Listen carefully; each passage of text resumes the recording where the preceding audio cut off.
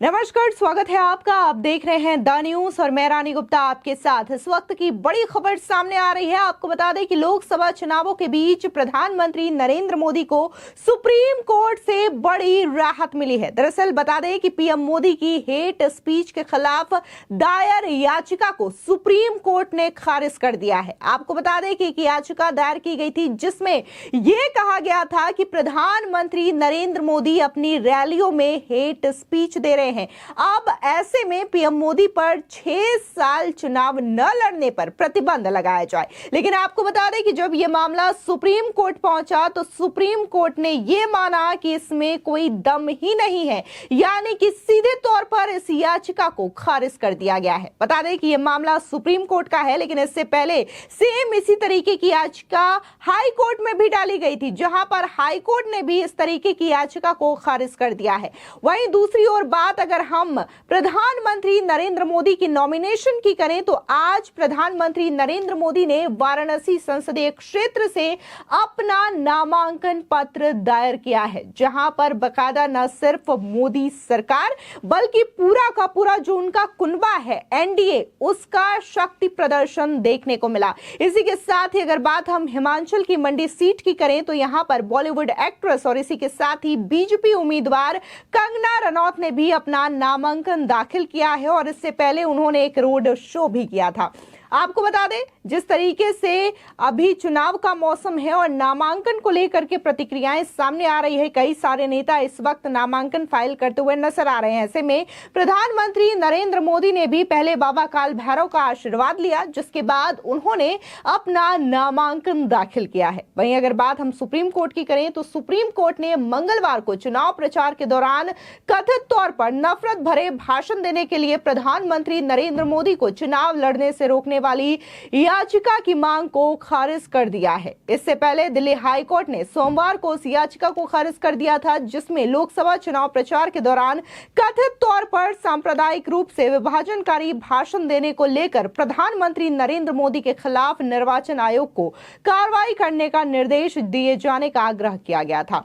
याचिका में इन कथित भाषणों को आदर्श आचार संहिता का उल्लंघन बताया गया था। सुनवाई के दौरान जस्टिस सचिन दत्ता ने कहा कि याचिका में कोई दम नहीं है। उन्होंने कहा कि आयोग कानून के अनुसार याचिकाकर्ता की शिकायत पर स्वतंत्र रूप से विचार कर सकता है और इस तरह अभी वर्तमान याचिका बिल्कुल ही उपयुक्त नहीं है। इन परिस्थितियों में अदालत को वर्तमान याचिका में कोई दम नहीं नजर आता है और इसे खारिज किया जाता है। बता दें कि इससे पहले 29 अप्रैल को भी दिल्ली हाई कोर्ट ने सोमवार को इस याचिका को खारिज कर दिया था जिसमें प्रधानमंत्री नरेंद्र मोदी को 6 साल के लिए चुनाव लड़ने से अयोग्य घोषित करने का निर्देश देने की मांग की गई थी। याचिका में प्रधानमंत्री नरेंद्र मोदी पर देवी देवताओं के नाम पर वोट मांगने का आरोप लगाते हुए उनके खिलाफ कार्रवाई की मांग की गई थी। आपको बता दें कि याचिकाकर्ता ने आरोप लगाया था कि अपने भाषण के दौरान प्रधानमंत्री नरेंद्र मोदी ने मतदाताओं से हिंदू देवी देवताओं और हिंदू पूजा स्थलों के नाम के साथ साथ सिख देवताओं और सिख पूजा स्थलों के नाम पर भारतीय जनता पार्टी को वोट देने की अपील की थी। खैर, जिस तरीके से याचिकाकर्ताओं ने यह आरोप लगाया था, याचिका दायर की थी, लेकिन इसका कोई भी असर पड़ता हुआ नहीं दिखाई दिया। सुप्रीम कोर्ट हो या फिर हाई कोर्ट हो, सीधे तौर पर इन याचिकाओं को खारिज कर दिया गया है। वहीं दूसरी ओर प्रधानमंत्री नरेंद्र मोदी ने जिस तरीके से तीसरी बार वाराणसी सीट से नामांकन दायर किया है, एक बार फिर से उनका यह नामांकन चर्चा का विषय बना हुआ है। फिर चाहे वो एनडीए के कुनबा के साथ शक्ति प्रदर्शन करते हुए नजर आए या फिर उन्होंने जिस तरीके से 4 प्रस्तावकों को अपने साथ लिया और सीधे तौर पर 4 वर्गों को साधने का प्रयास किया है। फिर यहाँ पर ब्राह्मण हो, ओबीसी हो या फिर दलित हो, ये जो तीनों जातियां हैं वो उनके प्रस्तावक के रूप में वहां पर शुमार थी, जो कि चर्चा का विषय बना हुआ है।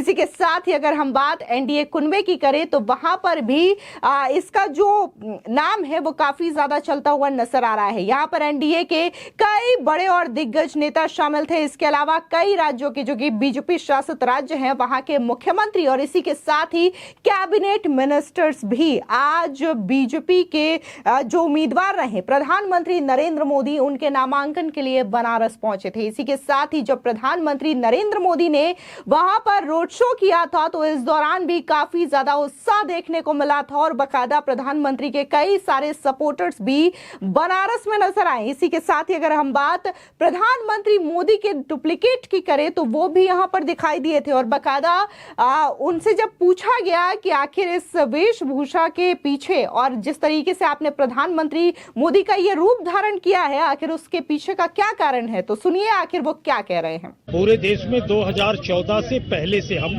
मोदी जी की भक्ति करते हैं, मोदी जी के द्वारा जारी जन कल्याणकारी योजनाओं का प्रचार प्रसार करते हैं और ये डमरू जब से मोदी जी देश के प्रधानमंत्री बने विश्व पटल पर उन्होंने भारत का नाम बढ़ाया है।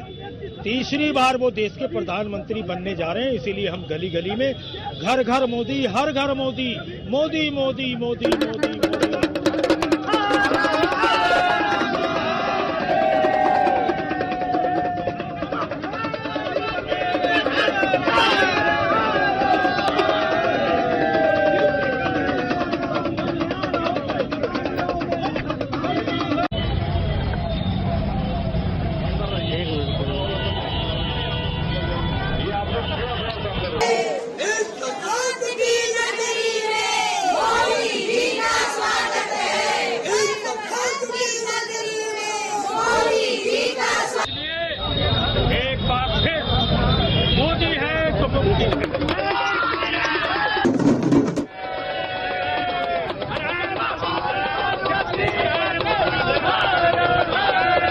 तो वहीं दूसरी ओर बात अगर हम हिमाचल प्रदेश की करें तो यहां से भी बीजेपी उम्मीदवार और बॉलीवुड एक्ट्रेस कंगना रनौत ने अपना नामांकन दाखिल कर दिया है। नामांकन दाखिल करने के बाद देखिए उन्होंने किस तरीके से बीजेपी के जीत का आश्वासन दिया और इसी के साथ ही कांग्रेस पर जमकर हमला करती हुई नजर आई हैं। सुनिए कंगना रनौत का बयान। आज मैंने जो है मंडी जाता है वहाँ से नॉमिनेशन फाइल किया है और सारे मंडी में ही सब बहुत उत्साहित है और हमारे लिए बहुत ही सौभाग्य की और गर्व की बात है कि हमारी जो मंडी की बेटी है, मुझे जो है वो मौका मिला है प्रत्याशी के रूप में भाजपा से। तो इसीलिए आप देख सकते हैं कि लोग बहुत ही उत्साहित है और एक त्योहार की तरह यहाँ पर जो है माहौल बना है। मैम, आप पहली बार चुनावी मैदान में और आज नॉमिनेशन किया, तो ये जो आपने रोड शो में दृश्य देखा, क्या लग रहा है? ये 1 जून को जो मतदान होगा ये कन्वर्ट होगा वोट में? ये सारे वोटर्स हैं और ये सारे जो है देश के जो स्वर्णिम काल का एक इतिहास बन रहा है उसमें भागीदार है, उसमें हिस्सा लेने आए हैं, तो ये अवश्य ही एक ऐतिहासिक जीत होगी। मैम, आपने बॉलीवुड में परचम लहराया, अब राजनीति में पहली बार आप उतरे हैं, क्या बॉलीवुड जैसा इतिहास दोबारा दोहराएंगे? मुझे बॉलीवुड में भी बहुत सफलता मिली है और भारतीय जनता पार्टी जो है वो आज विश्व की सबसे बड़ी पार्टी है, उससे जुड़कर अवश्य ही यही उम्मीद है कि इस फील्ड में। आपको बता दें कि मंडी सीट से जहां कंगना रनौत बीजेपी की उम्मीदवार हैं, तो वहीं अगर बात हम कांग्रेस की करें तो कांग्रेस ने यहां से विक्रमादित्य सिंह को अपना उम्मीदवार बनाया है। देखना दिलचस्प होगा कि आखिर जिस तरीके से ये फाइट है वहां पर कौन ये सीट बाजी मार ले जाता है। फिलहाल इस पूरे मामले को लेकर के आपकी क्या राय है, हमारे कमेंट सेक्शन में जरूर बताएं। धन्यवाद।